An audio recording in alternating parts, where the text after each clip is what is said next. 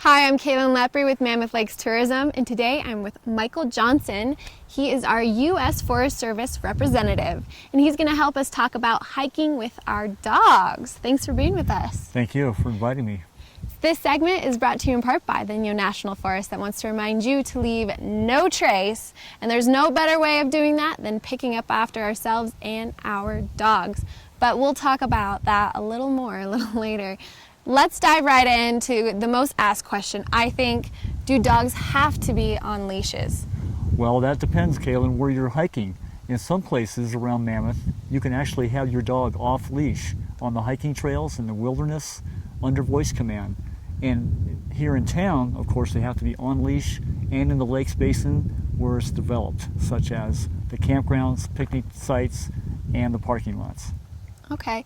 Can you describe a little more in detail about what does developed and undeveloped mean? Okay, undeveloped means anywhere where there's no improvements to the natural environment around Mammoth, the front country and the wilderness, including the dirt roads around Mammoth and the wilderness areas in back of Mammoth, the Ansel Adams Wilderness, the John Muir.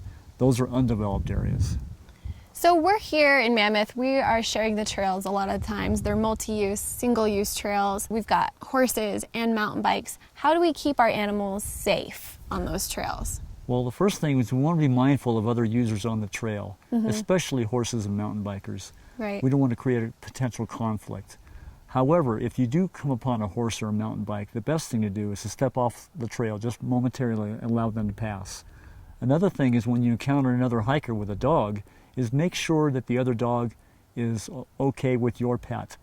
Ask if the owner is allowed to greet your dog and play, or if the dog's aggressive, definitely keep it on a leash and under control until the other hiker is passed. That's very right. And I mean, you have to know whether your dog is going to listen to you or not, and that's going to determine everything. So yeah, if your dog's not so much of a listener, you might want to keep him on a leash. Good idea. Yeah, it makes it safe for everyone and fun for everyone as well.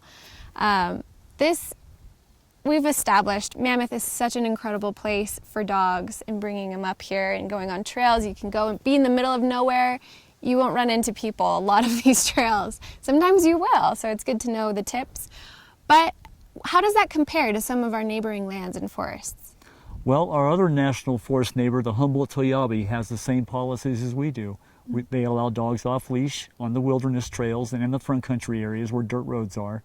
And of course, in their campgrounds and facilities and structures, they have to be on a leash, unfortunately.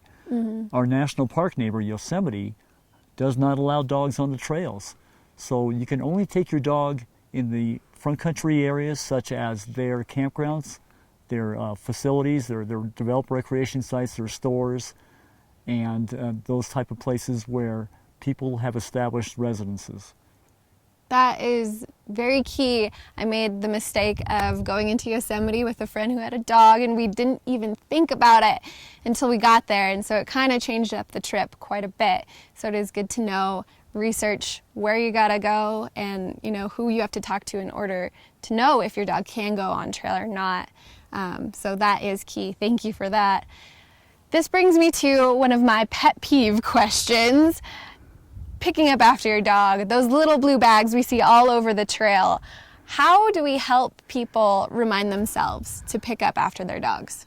Okay, well, the first thing you want to remember is the blue bag represents dog feces, and that is offensive to a lot of other people on the trail.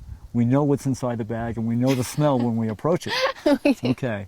On your return trip, when you're coming back from your hike, returning to your vehicle, help yourself remember in some key ways to pick up your bag and take it back to a receptacle, such as a small rock pile that wasn't there previously, build a small rock pile, or you could make the bag very obvious in your path, hopefully not too obvious that the other person doesn't step on it, and set your cell phone alarm, or have a friend that's hiking with you remind you as well.